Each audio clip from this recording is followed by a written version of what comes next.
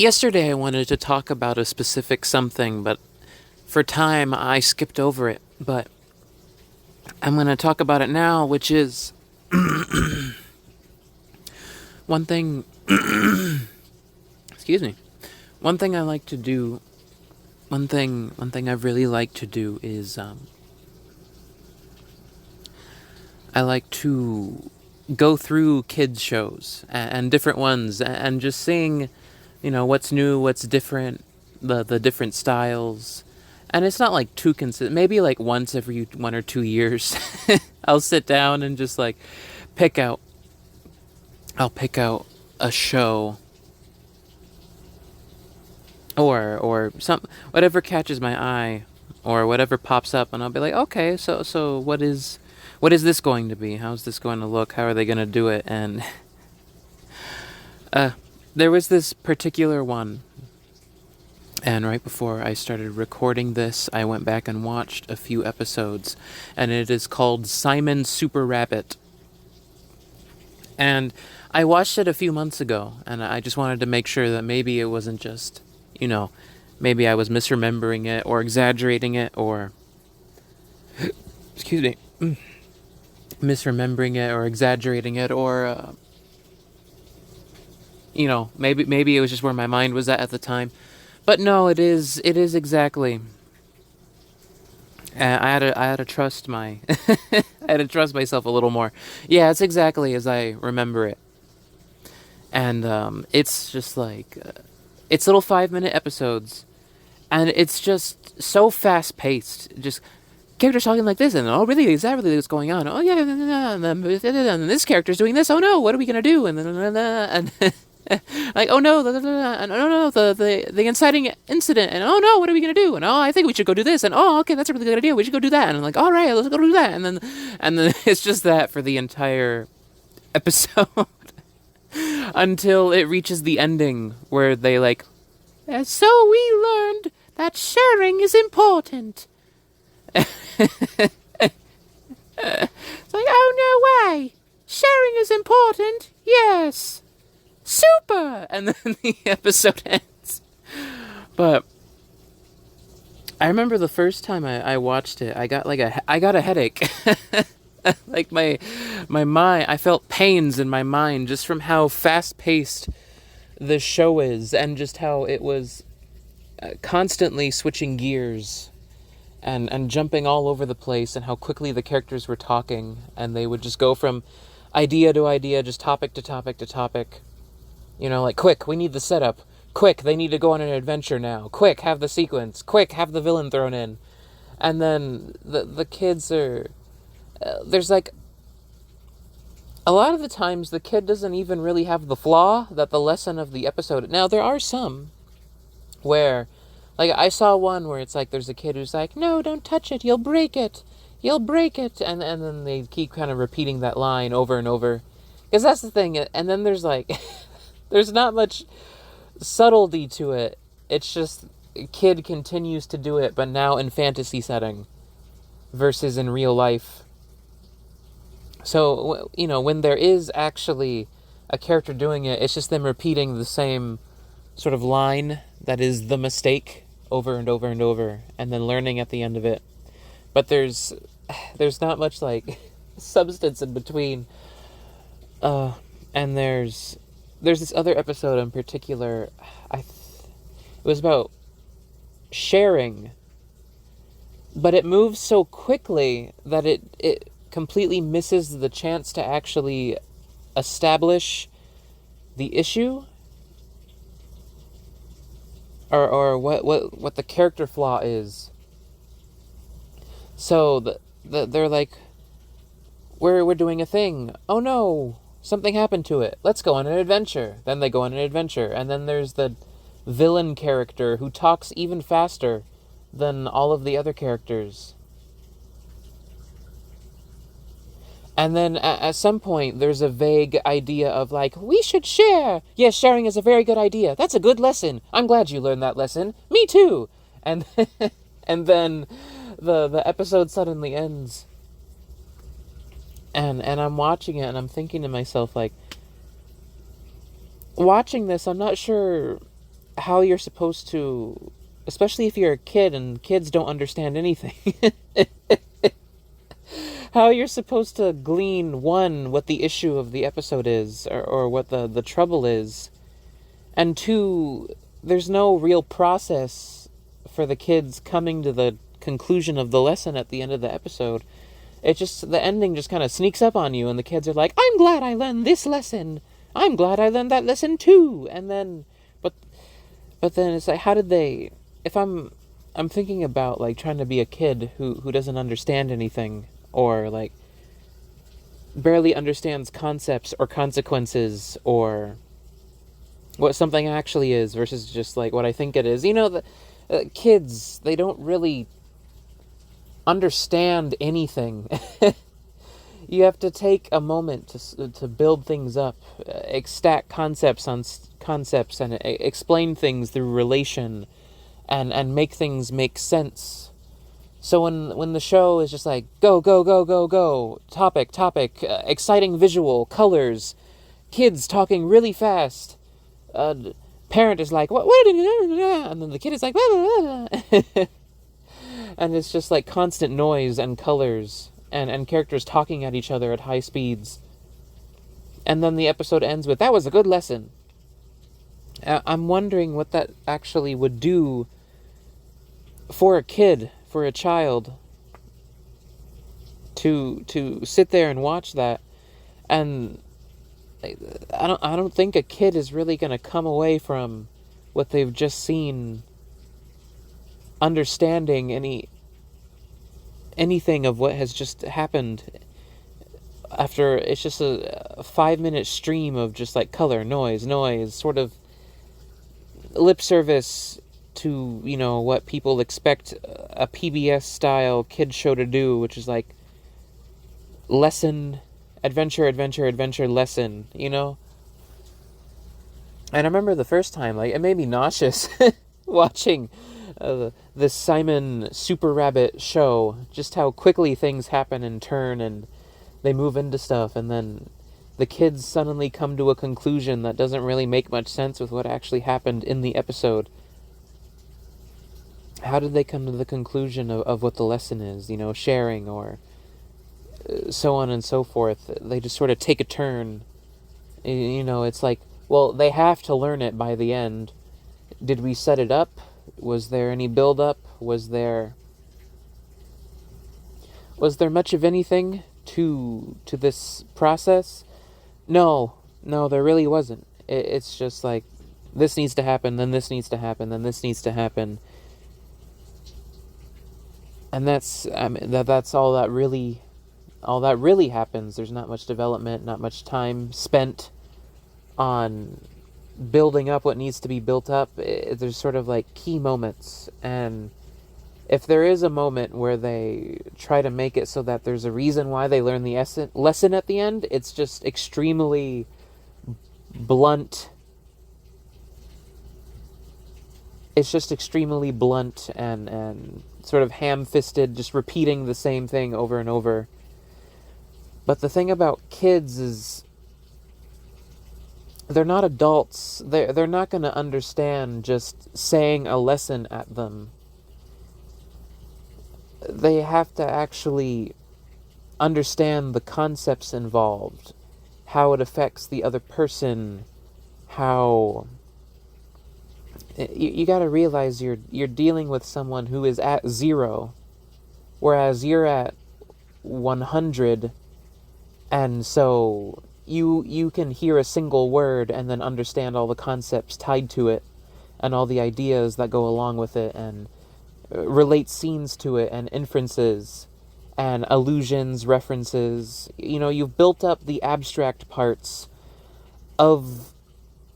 You've learned enough of the non-abstract parts of the lesson that you're then able to abstract it into smaller phrases and you know, turns of phrase, coining it in different sayings and phrases. But you can't just present abstract concepts abstracted to a kid. You have to build up their foundation of what is and what isn't, what makes something what's just a concept, what's just an expectation, what's reality, how does this affect this. And if you miss all that, then yeah, I get what the show is going for because I'm an adult and I can understand, you know, the structure of the episodes. I can see what they're going for because I have enough experience with it. I can put together, like, so that's what they're trying to say, I guess. But also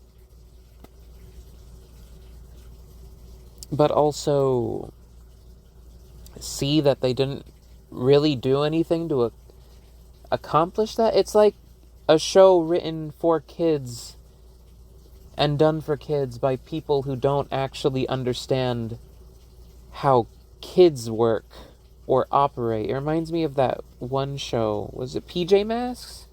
Where it just told kids don't get angry, never get upset, and things like that.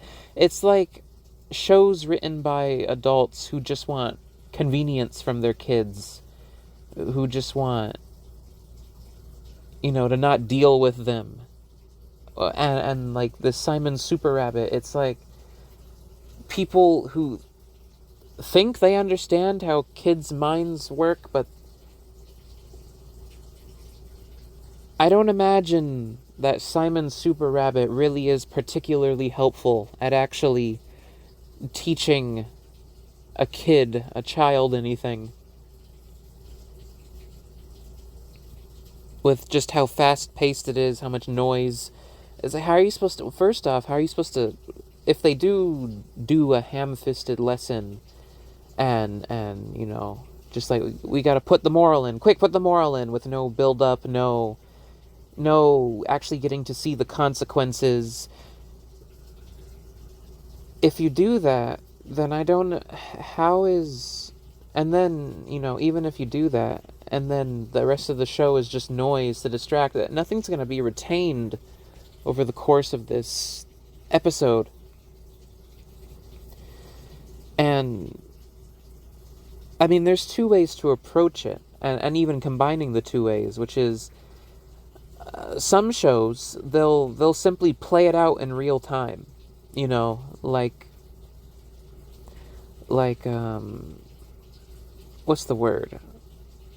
Like a cautionary tale, a warning, and a kid will sit there, and while the person on the screen isn't literally telling them the lesson like PowerPoint notes or as a speech, the kid is at least, as long as you're presenting it in a way that's engaging and things like that, not just trying to take advantage of dopamine and quick fixes and attention grabbers, but also, kids will pay attention if you find the right way to grab and lead in their attention. So you have like the two ways. Kids may not understand anything, but there are ways to get a child's attention. But there's the two ways that I'm thinking of is, one is it's fully character driven. The lesson is playing out, the child is watching the show, and they're putting, if it, it's well written, you're showing the consequences, you're showing the interactions, you're showing the different facets of how this scenario plays out. And so the kid is watching, and they're not thinking about the writing, they're thinking about, well, like, oh, character 1 did this to character 2.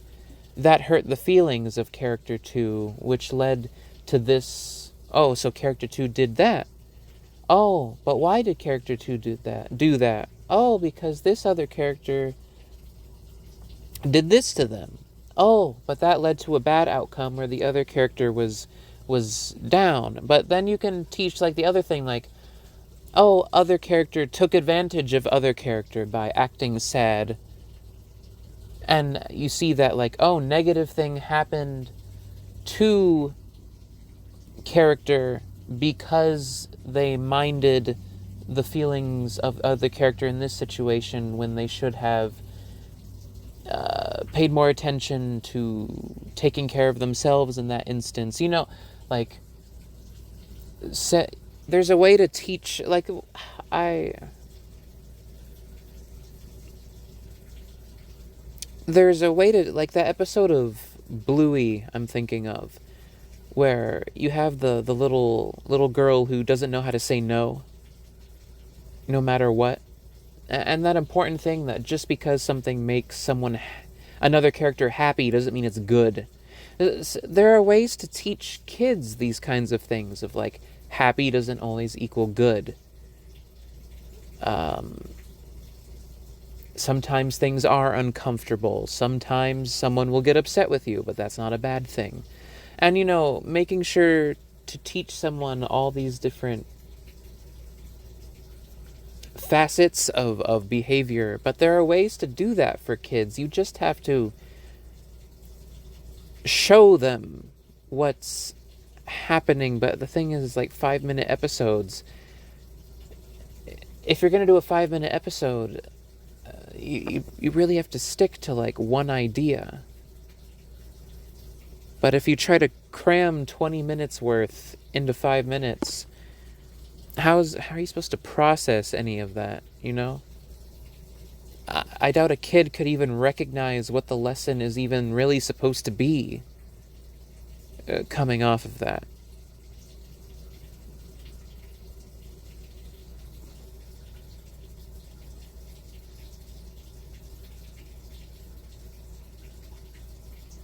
It's just finding ways to get the shows to balance responsibility and nuance versus discovery.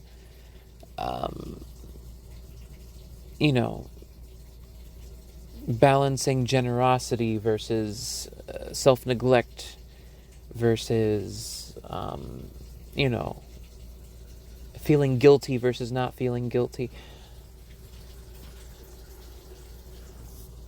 And in a way, I guess I'll go back to, like, talking about Takopi's original sin is that author does a really good job of exploring how kids just don't really understand things. They don't understand when they're being... They don't understand necessarily... doesn't excuse the behavior, but that's why it's on the parent. That's why you raise kids. That's why you raise kids. You don't just leave them to figure out everything else on their own, because kids really don't understand. They don't understand why they're doing something. They just associate a general feeling of, I like this versus I don't like this. I get what I want versus I don't get what I want. I feel powerful versus I feel weak. These general feelings, they don't really understand why they're doing it.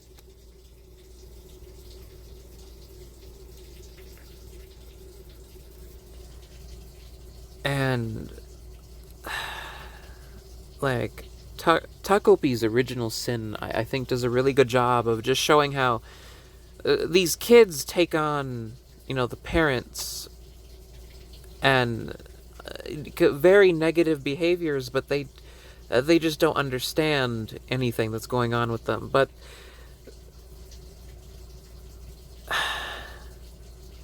I'm trying to think, because a lot, and another mistake, I think... Oh, sorry, Ken. Oh, I didn't see you there. Oh, you're okay. Were you dreaming? Oh, there you go. Here, you get your space back.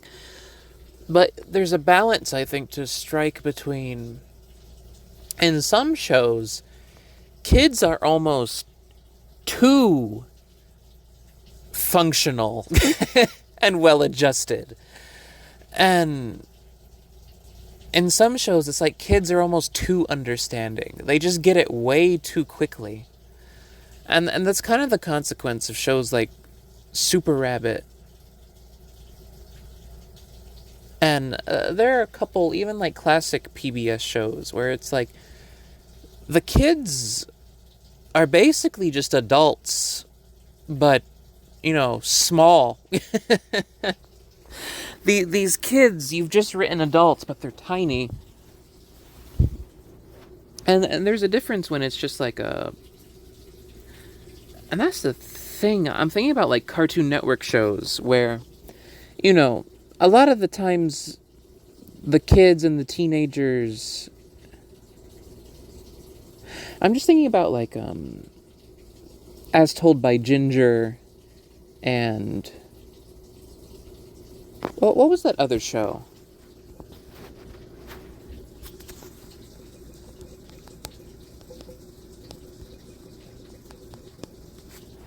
Well, what was it called? What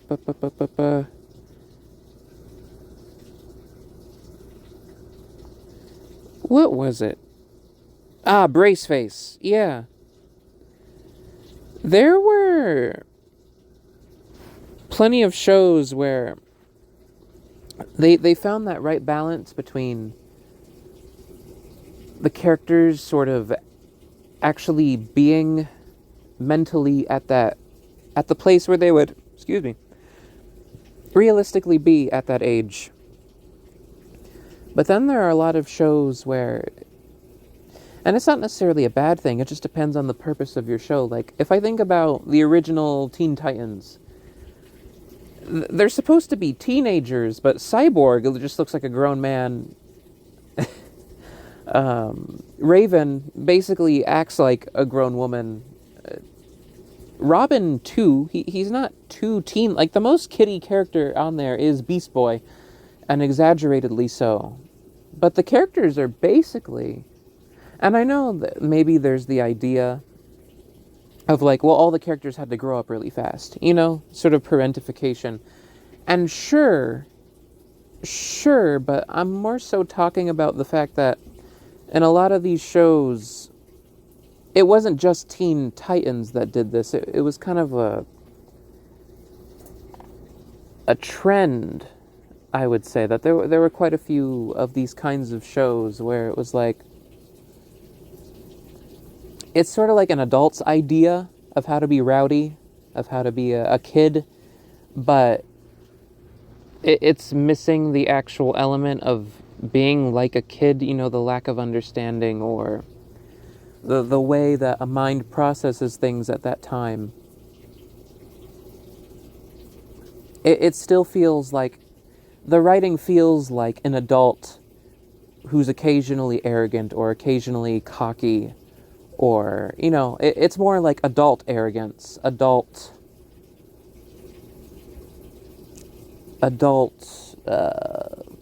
brashness.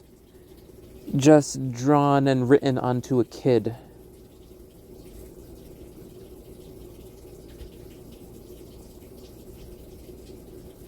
Now, I think it would be really interesting to explore that idea in a show about, like, superhero group that really did have to grow up too fast. And, you know, dealing with the sort of leftover things that haven't matured in their behavior quite yet, and having to sort of finish themselves out as people.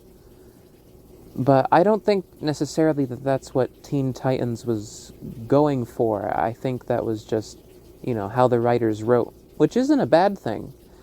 But it also wasn't trying to be like an educational kid show. But it also did teach, it has that example I was talking about of, I mean, there's a reason as kids you watch it and you see that, like, oh, these characters are really cool. And you're not really thinking about, like, if they're really acting like teens or adults. That's just me talking about that, you know, in a form of retrospect.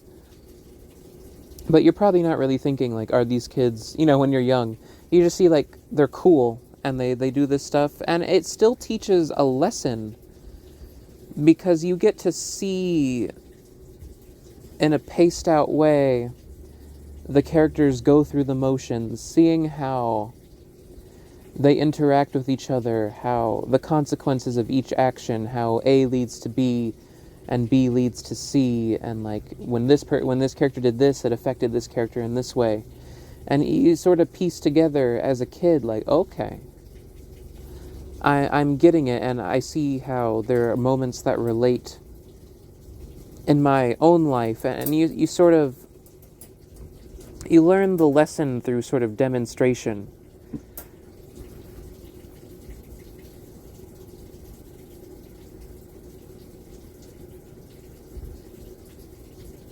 It's funny because that kind of contrasts more with it kind of contrasts more with like when I think of like Cheers and Frasier.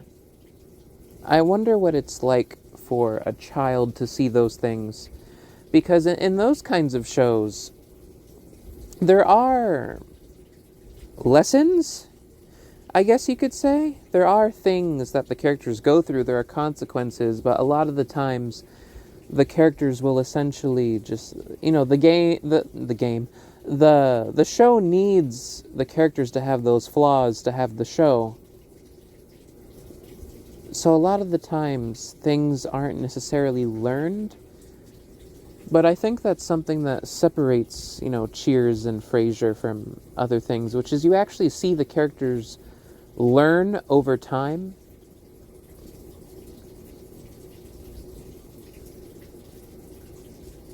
That's the interesting thing with adult shows, is that adult shows tend to go at the direction of, at least older adult shows. Again, thinking of Cheers, Frasier, and things like that. Instead of offering guidance, they tended to offer relatability instead. And leaned in more, even really leaned into like, we're going to show you flawed people being flawed people, purposefully. That's how they would frame it, is flawed people. Obviously, everyone is.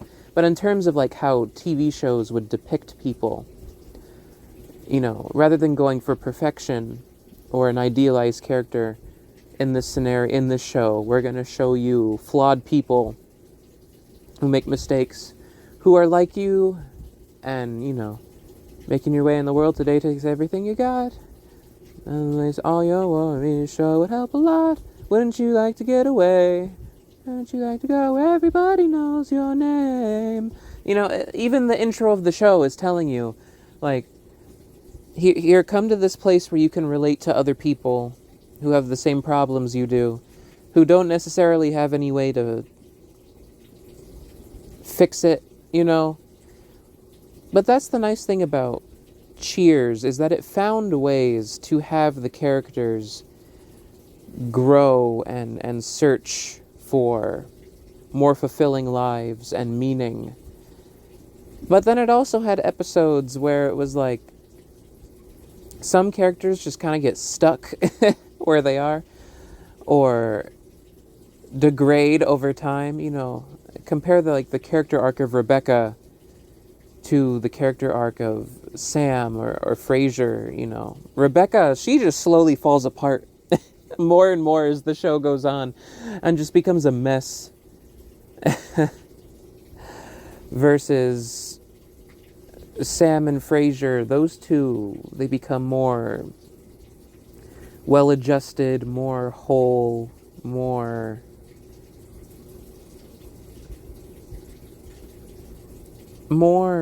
complete people on their own.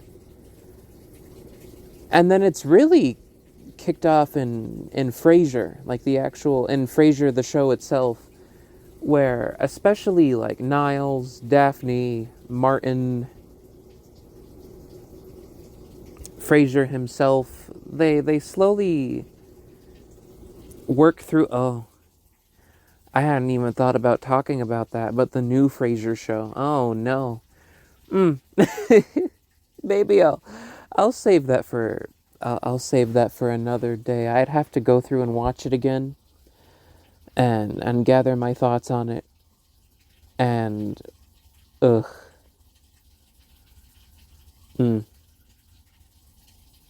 I wish I would have written what I had in my mind down as I was going through it. Man, that show's pretty bad. The the reboot of Frasier is not very good. I'm tempted, but no, I'm not informed enough. I haven't recalled enough of what I thought about it to go through it. Okay. Anyway, but yeah, Frasier, they go through and they show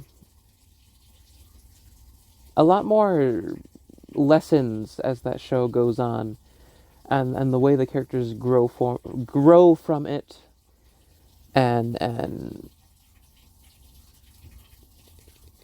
you know, grow good habits, grow a few bad habits, address those bad habits, and work their way through the whole thing. I mean, there's a reason why the character to come out of Cheers and get his own show is Frasier. It's because of all the characters in Cheers, the one who learned the most lessons, had the most change, and grew was Frasier. So even in a show where the whole point is to show you flawed people and relatability, it's telling that the character people most latched onto is the character who learned lessons, who had the most need for guidance and gave guidance and grew. I think that's interesting. That character, yeah. In a show where the show is trying to be relatable, flawed people who don't change. Well, some of them really don't change, some more than others. But in a show where there are people who are just like, you know, like the character of Norm, Hillary, Norm,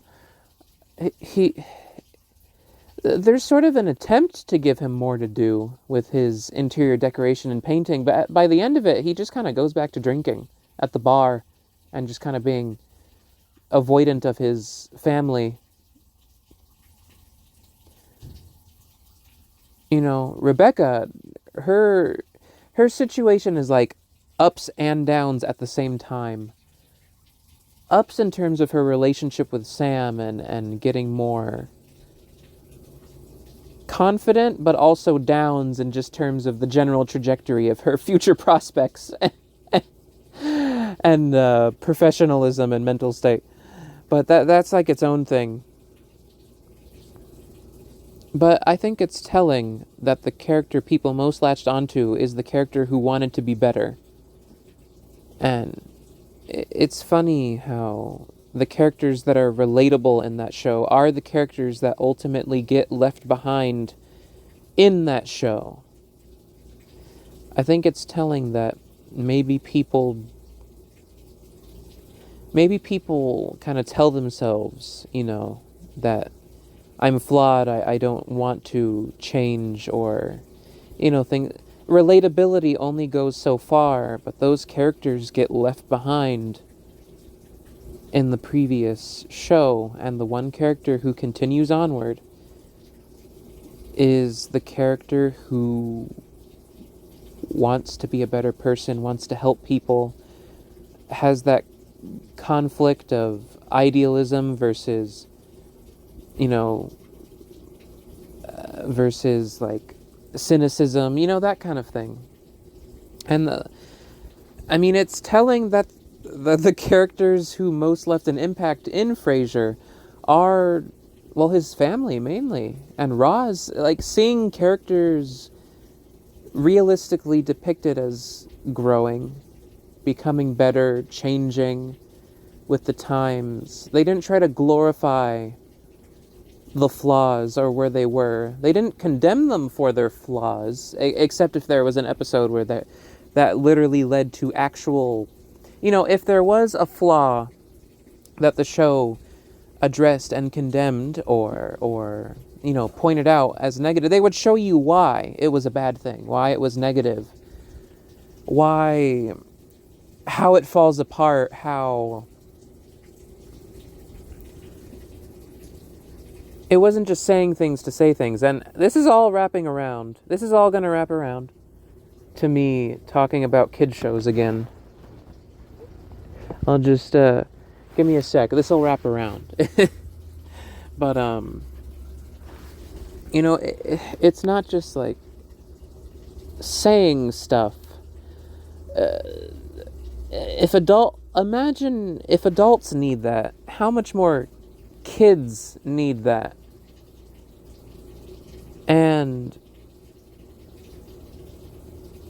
I was thinking about, like, there's a reason why Mr. Rogers sticks as much as he does, why it's as profound as it is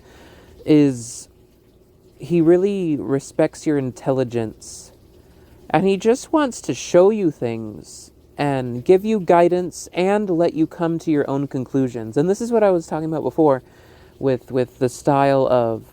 So the other style is explaining to kids in a thoughtful way. Explaining in children's shows in a thoughtful way how something comes together, the lesson. And there's this one channel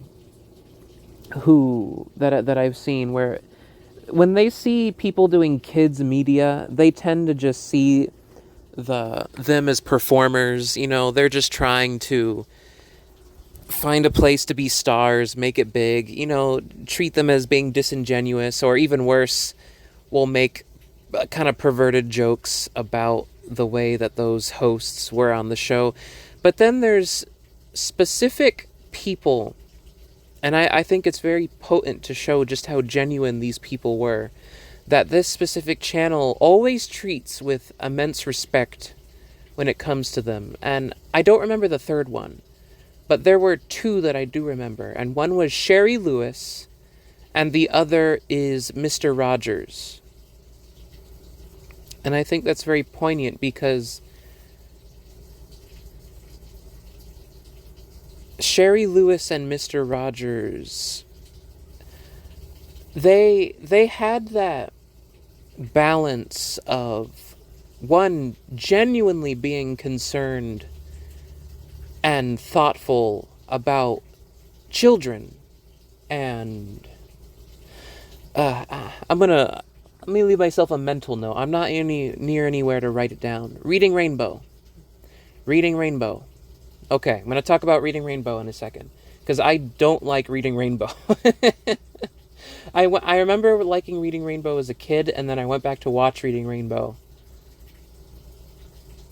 It's not great. Anyway, Reading Rainbow and Between the Lions. Let me hold on to those. Hold on to that. Reading Rainbow, Between the Lions. All right. But Mr. Rogers and Sherry Lewis, they had that, one, genuine interest in the betterment and the benefit of children. And finding that perfect balance between explaining it in a way for kids to understand. Two is keeping a child's attention. Three, respecting kids' intelligence, the intelligence that kids do have, that exploratory. Yes, they don't understand squat, but they're trying to form connections and concepts and how to make sure those form properly so they don't end up with a distorted or skewed vision of the world. You know, genuine fears that children have because they just don't understand what's happening. They don't understand what their emotions are about, what they're directed towards. They'll just take like a blanket or a vague statement and then treat it as that's the end of it without any exploration because they think that that's it. But it's not. And Mr. Rogers and Sherry Lewis had a really good way of finding ways to have children break apart and find ways to channel each emotion that they had and how to understand them more clearly. They would never say, just don't have this emotion. They would tell you, how do you explore it? First off, how do you express it in a way that won't harm anyone? Because if you don't harm anyone, that gives you time to explore the emotion. That gives you a moment to think about yourself and try and understand what's happening. Asking questions like, is this really what this is about? How did it make you feel? Is that really, do you think if this happened that you would feel the same way about it? Is it really about that, or was it when they said this that's what made you upset, and this also happened around it, and so like you've taken it as that whole when it's really something smaller. It's a smaller piece. It's a smaller thing that hurt your feelings. It's a smaller thing that you know that that brought out that feeling, that emotion,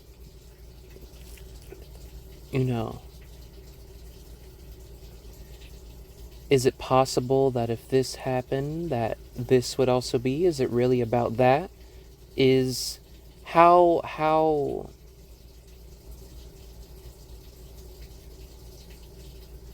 I'm thinking. I'm thinking of the scenario in my head and then speaking it more vaguely when I actually say it out loud. But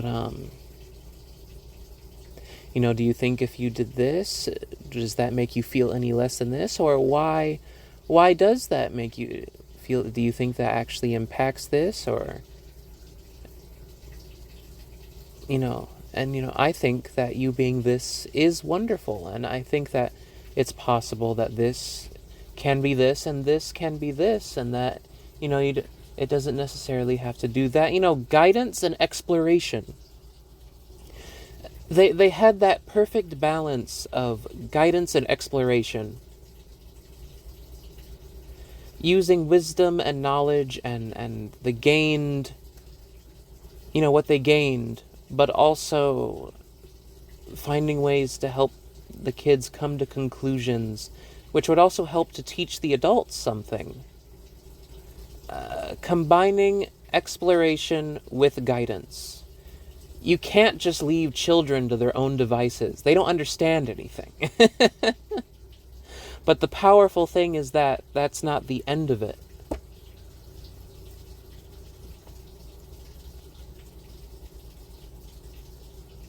Because a kid, whether they want to or not, is naturally drawn towards trying to make explanations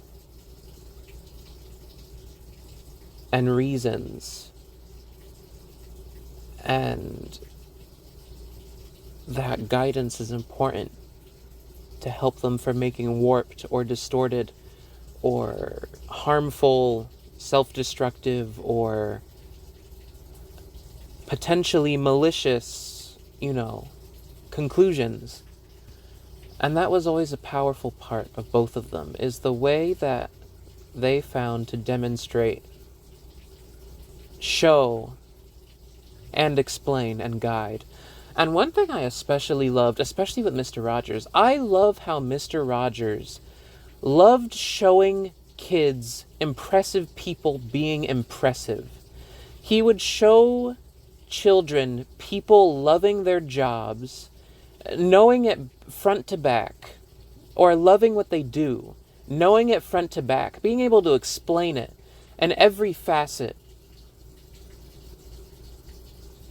He knew it wasn't intimidating to You should not be afraid that you're going to intimidate children by showing them someone who does something better than they can do. They're just kids. What?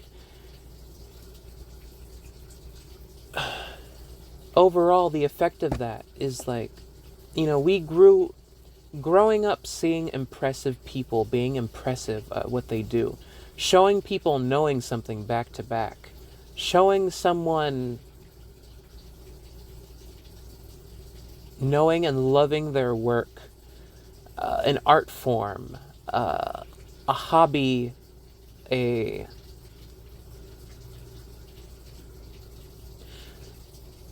showing people being masterful at something, showing passion, and showing that it wasn't the same for everybody. And that there were different executions, different skill levels. It wasn't just playing one kind of instrument. It was, and showing different advancements and being excited and interested in what those other people were interested in. Empathy,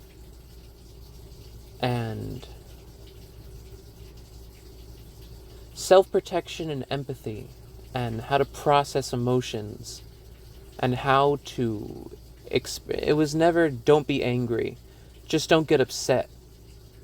He never said this emotion is wrong. It's just there are wrong ways to express it. There are bad ways to express the emotion, ways that harm others, yourself, and then there are ways that almost channel it back into being energy to continue, or energy just to... It's like channeling destructive force into creation.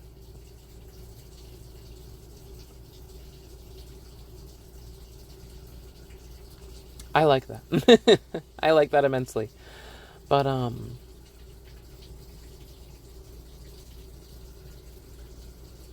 just like, and Sherry Lewis too. I know I talk about Mr. Rogers, but you really should see like Lamb Chop and Sherry Lewis, and, you know, I remember this one where it's like, it's okay to shout, you can scream, and then Lamb Chop is about to go, ah, and then she's like, wait, not here. You gotta make sure you go to another room. You don't want to frighten or, you know, do it in the proper, there's a proper place for it. It's not that it's bad or you shouldn't do it, but, you know, go do it responsibly. And then, once that, you know, then come back. And, you know, it's all right to have that emotion, but express it in a way, because the thing is doing that is not only good for other people, it's good for you.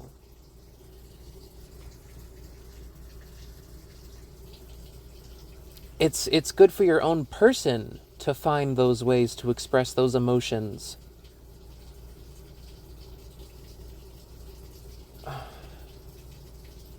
I guess that's partly what these journals are for me. Rather than just sitting here ruminating in isolation and loneliness and becoming just like mad and crazy, you know, or bitter. Yeah.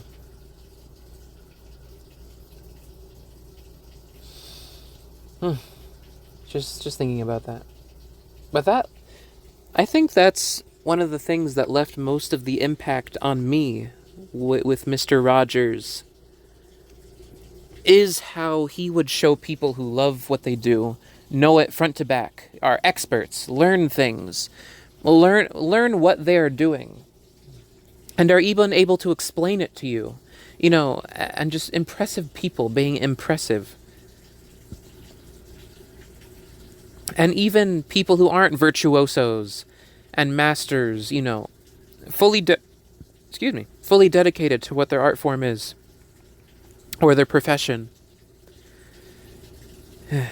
And taking, you know, people places to see these processes, you know, just learning and exposure and guidance. It was always perfect combination. And even the music, the way the music was always so, like, fresh every episode, exploratory. Man, him and Sherry Lewis, it was just handcrafted for...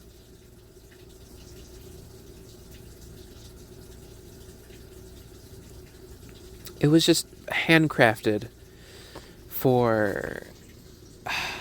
Handcrafted just for you. Let me see...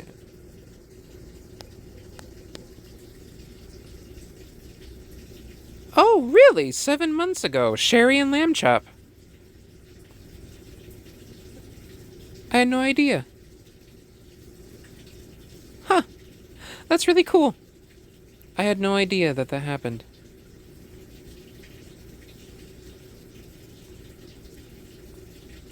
I like that. Anyway.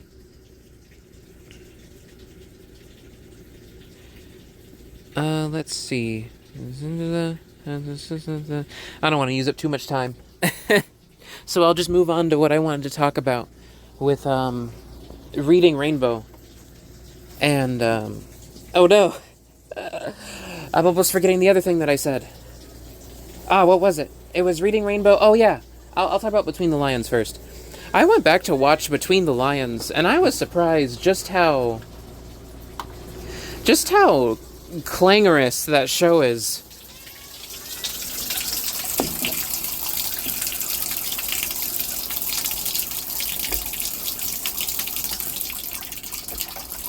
Sorry, I gotta leave water running so that the pipes don't freeze.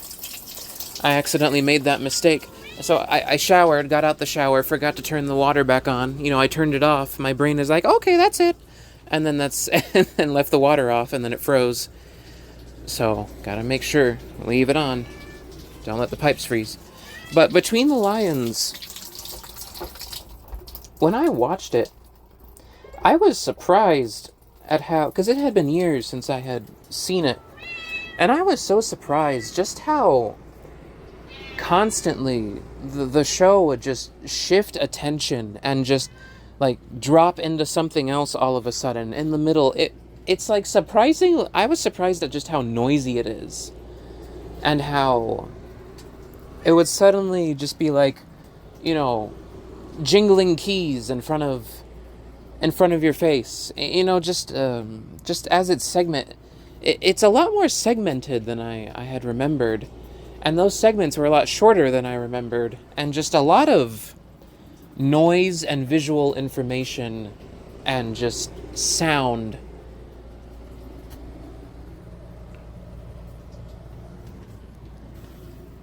A whole lot of just sound and noise. Talking, gibbering, little vocalizations everywhere, movements.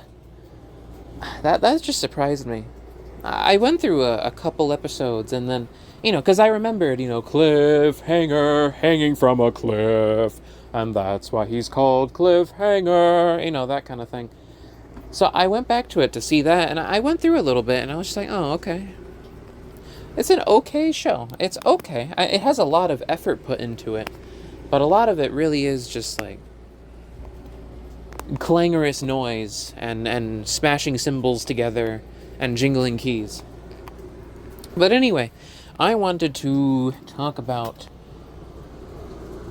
Reading Rainbow, which I really do not I really do not like Reading Rainbow. One is that Reading Rainbow is just awkwardly structured.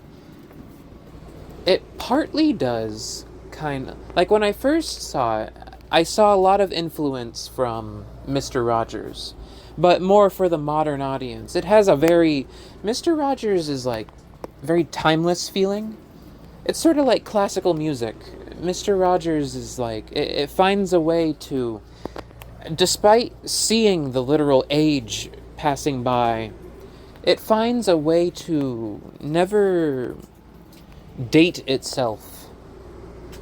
Because it's so exploratory. It's like you're exploring the older technology and concepts and time.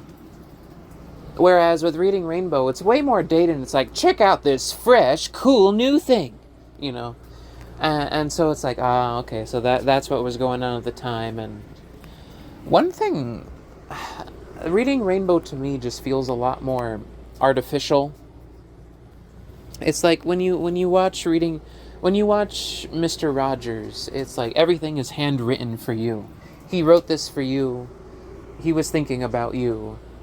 The music, every line that's written. Whereas with Reading Rainbow, it's like, this is a production. This is a show. LeVar Burton is a paid actor. He does what they tell him to do. And, reads the script. He does what they tell him to do. He reads the script. Everything's very curated. Specific camera angles. It's a show, that basically. Reading Rainbow is just a show, but that's not like, there are other things like that. But the main thing with Reading Rainbow is it has this like odd structure of like the book segment, and then an exploration segment, and then like a concept segment where he shows you something, and it's like an oddly disjointed show with lots of like programs in between. Now, Mr. Rogers and Lamb Chop, they had that, we're gonna do this, but then we're gonna go do this, and then, but it had like a through line, sort of running through it all, whereas Reading Rainbow is more of like a variety show.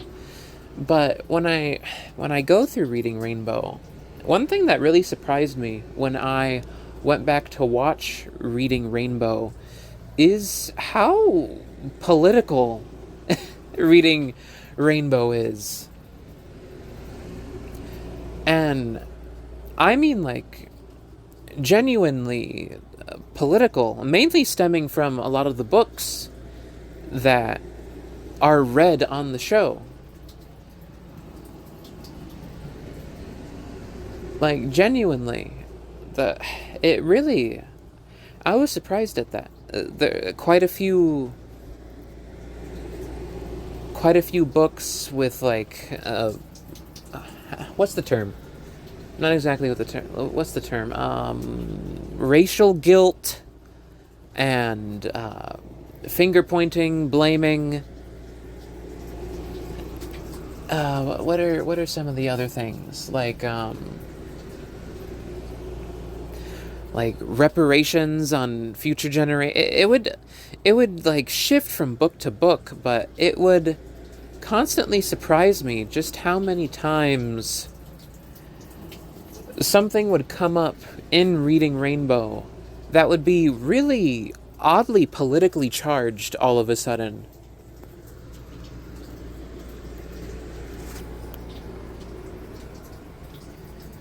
And I wrote down some notes a long time ago. Reading Rainbow.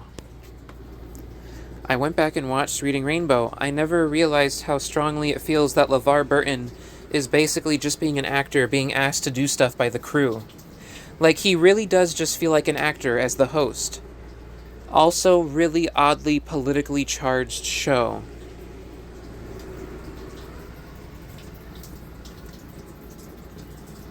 Strangely targeted towards specific groups or demographics.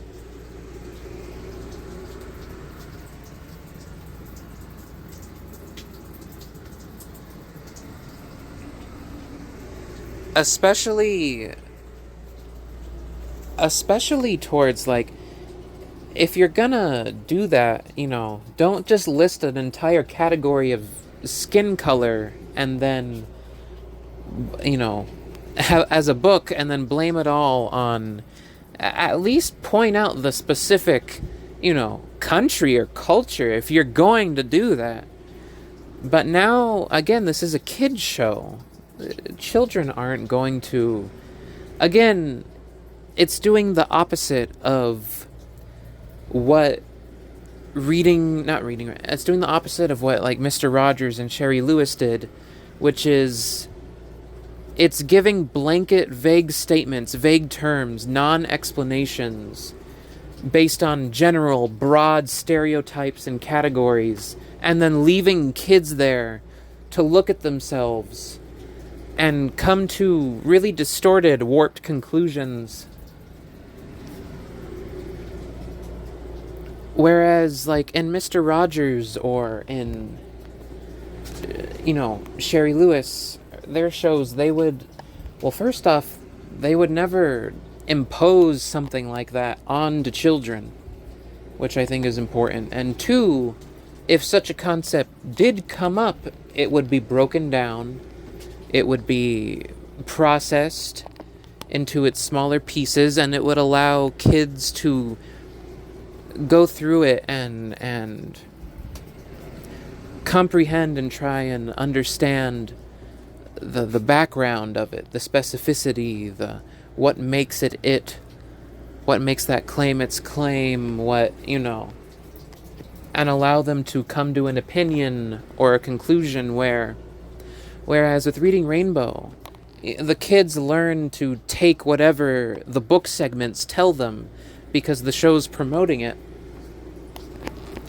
And so they're just hit with vague, all-encompassing, like, statements slash, accusation type things. And there's incredibly, with nothing further. That's it. Incredibly irresponsible. That's not the whole show was bad. I mean, there were fun moments where LeVar Burton, goes out on a safari trip across an island. Everyone is just so kind of awkward around him.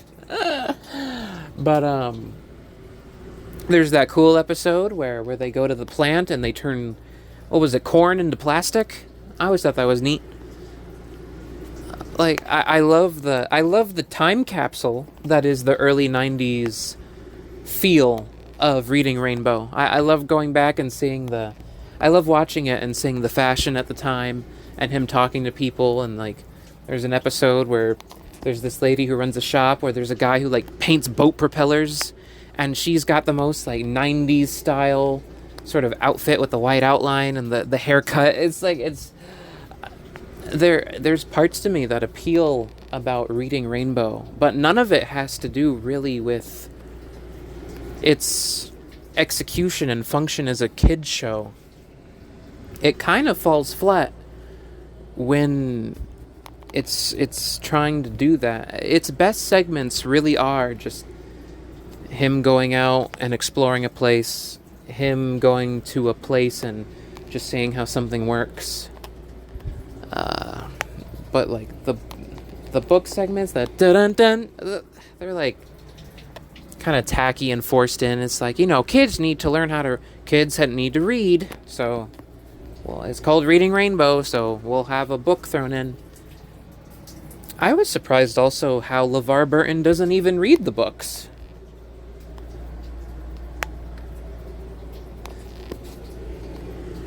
That's one of the things that surprised me the most. Now, the last thing I want to talk about is that, so sometimes I'll watch newer kids shows and see what they do, how they go. And recently I watched the entirety of a show called Iggy and Mr. Kirk. And I was very, very disappointed. I was incredibly disappointed. There's a lot of production value in that show. There's heart to it. But ultimately, that show just kind of wastes time. It's like overly infantile character. The lessons are conveyed acceptably, but not with too much depth. Instead of guidance and morals and things like that, it spends more time moralizing. And there is a difference between moralizing and teaching morals and values and guidance. But the show spends a lot of its time moralizing, introducing a vague concept to not even... It's like... the best way I can describe some of the lessons in Iggy and Mr. Kirk, it's like it's quick, got him, gotcha, that kind of thing. It has that kind of feel to it. Where, he'll say it really quick, do a quick little smirk, Kirk will do a smirk, and then just kind of move on.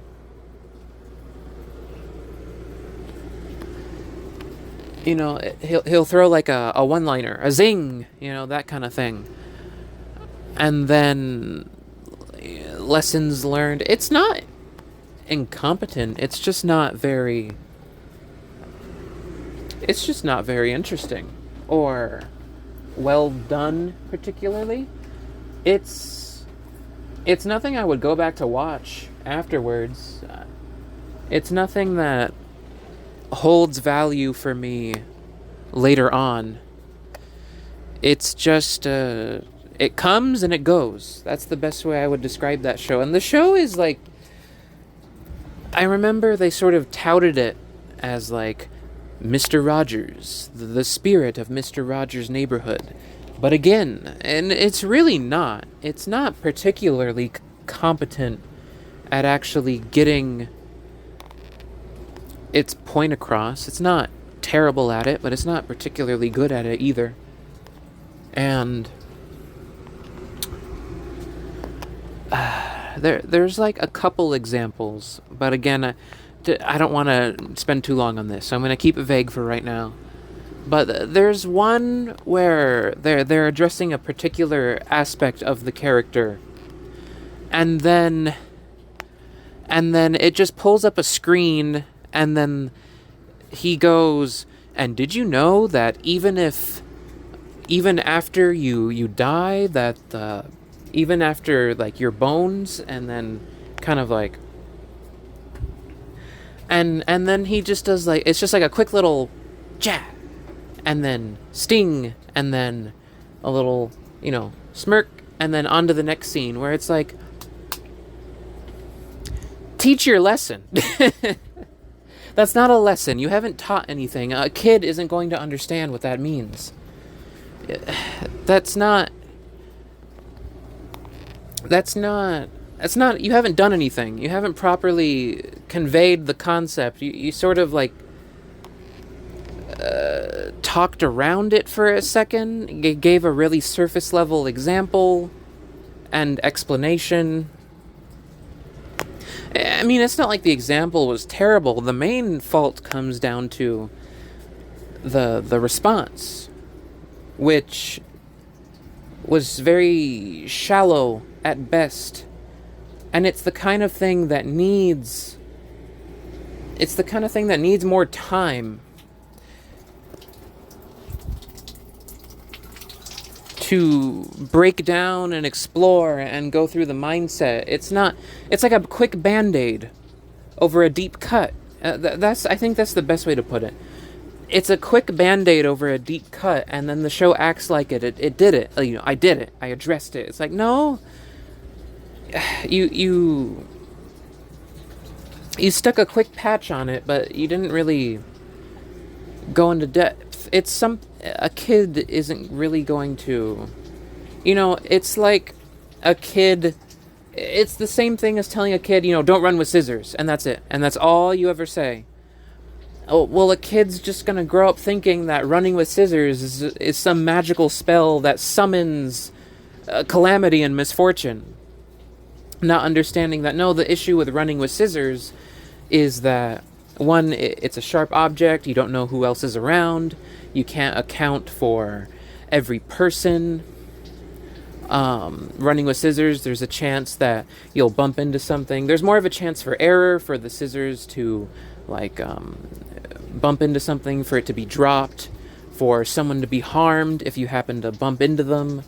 There is a reason behind don't run with scissors. It doesn't just end there. That's the abstracted version of objective concepts of increased harm with running with scissors, especially with children.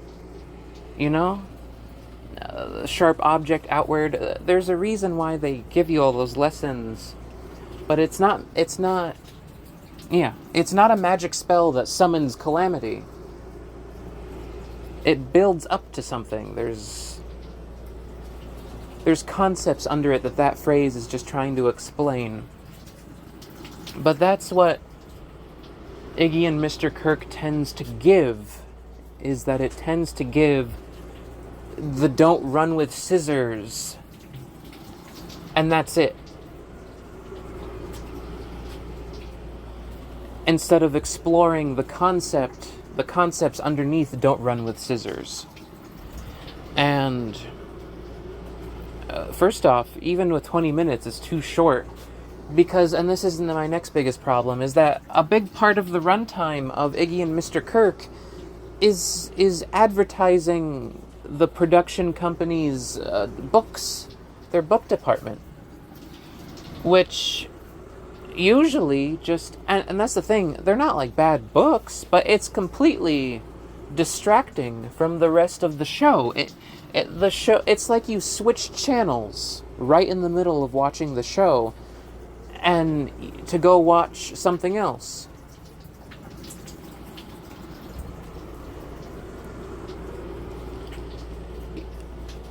It's like switching channels right in the middle of the show to another channel. The show interrupts itself, and then it just switches back afterwards, back to being... They were just like, wow, that was a good book. And then that's it. And it uses up like upwards of 10 minutes. Over half the show's runtime is spent reading through this book. But then it's like... And what's funny is that those are the highest viewed parts of the show, because they're making it so that the show doesn't have time to actually be interesting or address anything. And those are the most exciting parts that have their own, lesson being taught. But then what's funny is that they clip out those book segments and post them as their own episodes, and they become like the biggest things that they have on their service. So it's like, okay, so you're using up time on Iggy and Mr. Kirk to basically advertise the books. Takes away time from Iggy and Mr. Kirk actually getting any time to function or grow as a show. On top of the issues it has with actually really getting in depth and teaching most things.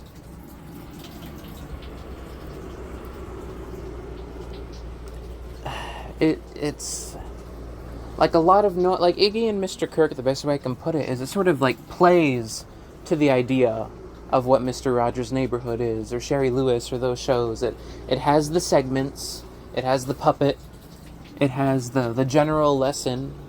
It's competent enough, but nothing special comes out of it. Like, and I remember when the other person was here, I said this out loud. I said it out loud, which was like, if I was doing this show, completely cut the book segment, just completely out of it. It has nothing to do with the rest of the show. And then the other person, kept trying to frame it as me hating the book segments and saying that the book segments were bad in and of themselves, that I hated the books, and that, like, I like the book segments the most. I'd even fast forward to them. So how can you even say, to take it out of the show or the episode? And I just kind of like paused there, and I was like, oh, this is exactly it. What's the rest of the show for, then? Why even have everything else that happens? This is exactly the point. This is a detriment to Iggy and Mr. Kirk. You're not even gonna watch it for that purpose. And I kept saying, like, do what they're already doing. Cut it out and make it its own show. It does not need to be in this show at all. You could completely separate this and make it its own feature, and it would get the views and the numbers. I mean, they're already doing it. It already does. And it just goes to show how weak the surrounding show around... It's entirely to the detriment of this show, which already has its own problems, compounded by the fact that half their runtime is spent on a completely unrelated ad for the books. So that's pretty much the gist of that. Yeah.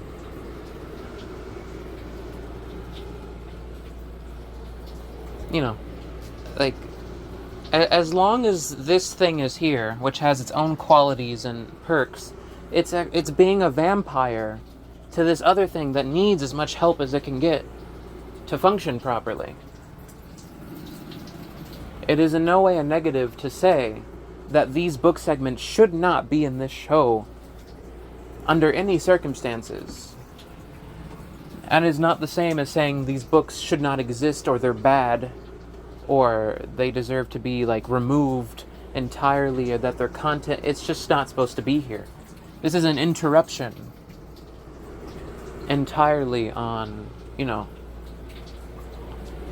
it's an interruption on. It would be like if you were in the middle of watching, I don't know, let me just think of a random film. You're watching, Once Upon a Time in America, and then suddenly someone spliced in a Ghibli movie, and then you're just like, can we remove the Ghibli movie? I'm trying to watch, it's taking away, and then the person's like, that means you hate this you hate this Ghibli movie. You think it's bad, writing is bad, you think it's bad, don't you? Well, I actually think it's a good movie. It's like, I agree. I also think this is a good movie. However, it should not be in the middle of Once Upon a Time in America.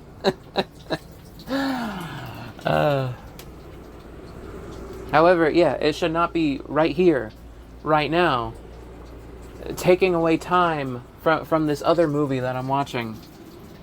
I can watch that on its own time. It should have its own time. But regardless, let me think. Is there anything left for me really to say besides all that? I talked about Iggy and Mr. Kirk. I talked about reading Rainbow. I pretty much explored the concept as much as I can think of to explore what I wanted to talk about right now. Let me check my sticky notes. Super. Oh, yeah. I guess I could talk about that really quick. Well, one thing is that I applied for more remote jobs today, so I feel pretty nice about that. That's nice. And, when I'm isolated long enough, no contact, no one to talk to, there comes a point where there's sort of this encroaching. This happened the last time I was alone, but this is before that person jumped ship, but they were gone for like over a month at someone else's place, and just being alone with no one to talk to, there did come a point when there's sort of, dramatically I'll call it madness, but just desperation and frustration sort of washed over me, and I was all over the place. And then I figured out how to handle it, which was, cooking myself a quick meal, putting on the TV in the background, things like that, and taking a quick nap, resting, and then it passed by. Just like, I wasn't doing journals at the time, but I bet that would have helped too. It's helping now, but I put on the TV, I wrote out some thoughts that I had, and then just sort of left them there in the note. I'm sure I've discussed them already, whatever they were. They're deleted that sticky note now. It saves storage space. But, yeah, but today, it's officially been long enough that around that same period of time, that sort of madness, desperation, anger, it's this weird feeling of time dilation. Like time is passing both too fast and too slow, and you feel disconnected almost from your body and your mind. It was a very familiar feeling. I used to be in that state just kind of all the time, even when that other person was here. But, now that things have changed quite a bit, I can feel it when it sneaks back in and comes back, and I've been alone long enough now that it kind of swept back in today, that sort of disconnected, being outside of the body. What's the word? There's a word for it. Outside looking in, like you're spectating yourself.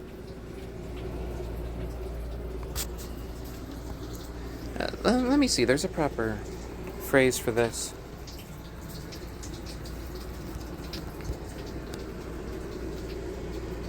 Autopilot.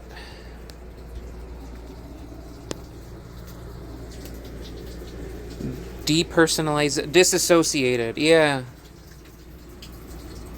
Living in a dreamlike state or watching a movie of your life.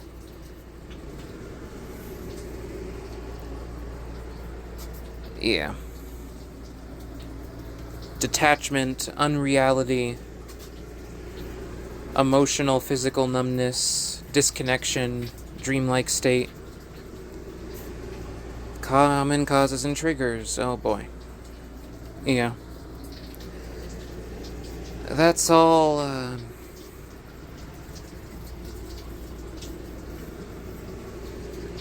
that's all familiar. Anyway. Yeah. But I felt that sort of coming in today. And I managed to handle it a lot better than last time. Because I remember what I did last time. I went ahead and turned on the TV. I cooked myself something. I opened up the windows. Not physically, just the blinds to the windows. I already said I cooked myself something. I put on a bit of TV in the background. What else did I do? I made this journal. I started making this journal and thinking about it and what I wanted to say. I started looking at the time and telling myself, things haven't passed as much as you think they have. You're good, and it's not as slow as you think it is, and it's not as fast as you think it is. You're all right. And I came back in. But the last thing I wanted to talk about was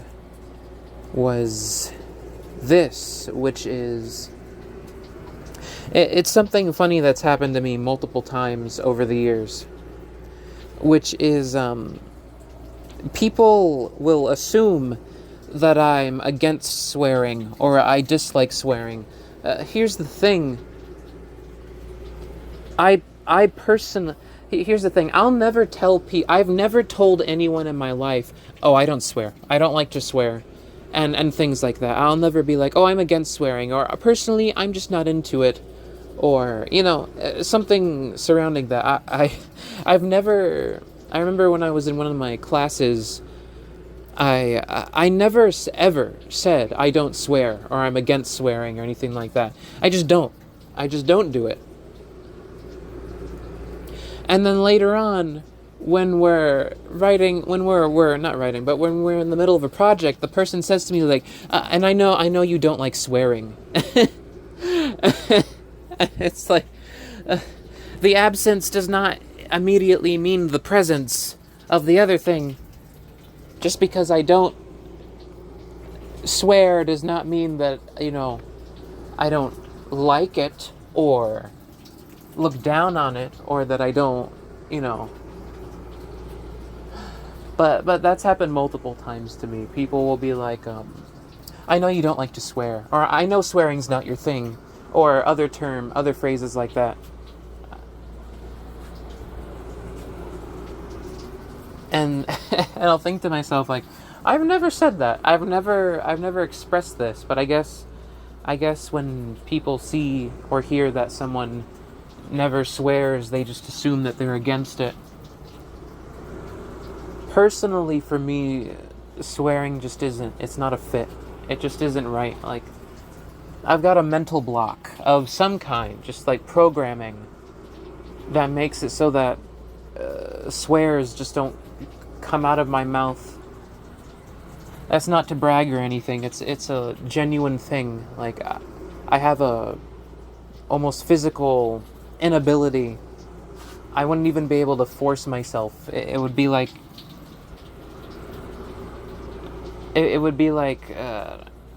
what's the word? It's like when someone kind of pretends that they're gonna stick an object down their throat, and then their throat kind of like gags and reflexes it back up, or their hand suddenly stops, or like, the part that kind of repulses it back down. Like, that kind of happens to me when I try to swear. It just there's like a, what's the word? uh, pathological element to it, you know, if that makes sense. It's not that I don't ever hear swears in my mind, or you know, have never at least thought one or two or three or four, you know. It's just that you know, it never forms in any meaningful way that would be expressed, even if I get excited, or, you know, it's just not programmed into me to use them for that. But there are some people, and I've experienced this when I'm editing, when I've been editing in the past, and lots of different voices. Some people just shouldn't swear. They sound like little, they sound like toddlers, they sound like babies, like they're trying to use it to be cool, and all kinds of stuff. Some people, though,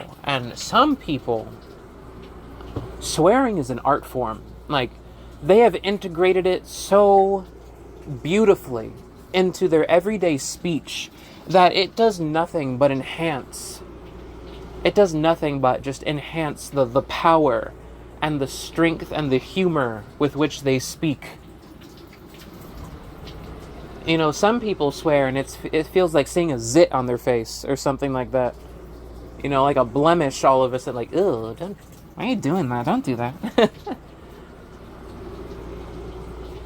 Just like, oh, gross. You know, it's not quite right. But then there are other people who swear and it's like, yeah, that fits. That works perfectly well. In fact, it complements your tone of voice, the strength with which you speak, even an accent, the voice type. It all is just like, yeah, that works. It's perfect. I can't even complain. I can't say anything. Like, yeah, that makes sense. It suits and complements you wonderfully. In fact, it enhances the effect of you speaking. But for me, I swear and I lose my soul. I'm pretty much just sure of it. I swear I lose my soul. I just, any gravitas, any sense of strength or authority, I just don't have what it takes. Just vocally, tonally, voice strength, you know, no. It would not suit me at all. It wouldn't compliment me at all to do that.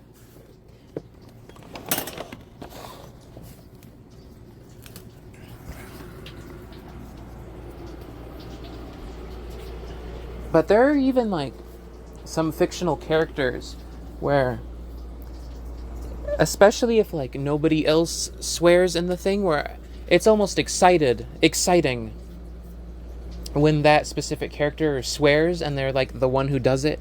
And it's like, ooh, I like that. Strength, boldness, it suits the character immensely. It becomes a part of their expression, not just a way to be angsty. I was thinking about that with Why Do We Have Eyes, you know, swearing and stuff like that. I think I would use it very, very sparingly or on specific character, just to emulate that feeling of someone who's really got a strength that comes out, or a certain enhancement when they're the one who does it. Just something about it just suits them so well. Anyway. Meow, kitten. I want to record it. There we go. Yes, I love you too. Okay, I'm going to end this journal now. That's it. That's all I wanted to say. Goodbye.